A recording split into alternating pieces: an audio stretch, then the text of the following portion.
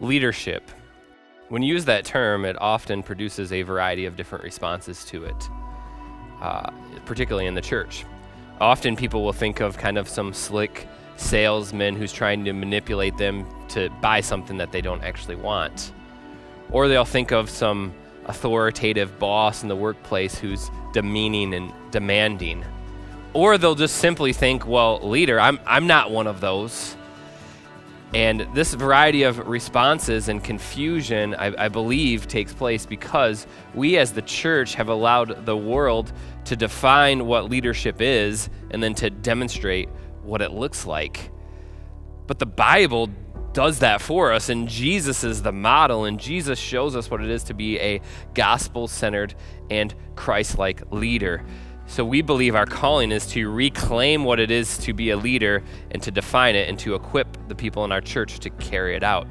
So with that, some things that we have done at the church right now, we've implemented our women's leadership, which is a monthly gathering where the women are getting together to talk about this topic. We've also implemented our men's leadership, which is the same thing, but now we're going to be unpacking the next tier of that, which I'm super, super excited about, and it will be that we'll be hosting gospel-centered leadership seminars.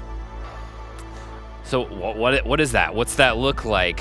Well, it's going to focus on what the gospel application of leadership is. So we're not going to borrow from the world. We're going to look to the Word of God, and we're going to bring in gospel-centered leaders like Bob Johnson from Cornerstone Baptist Church in Roseville to unpack this often confusing and difficult topic for us. So who should come to this gospel-centered leadership seminar that we're going to have?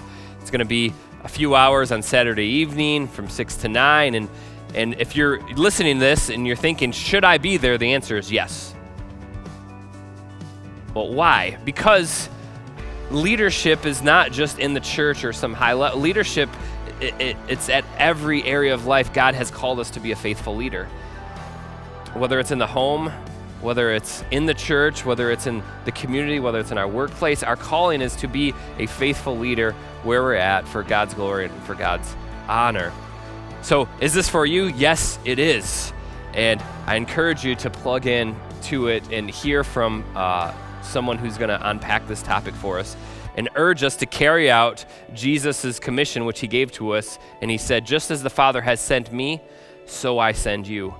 So as we're sent out into the world, we carry that out by being faithful leaders for his glory and honor.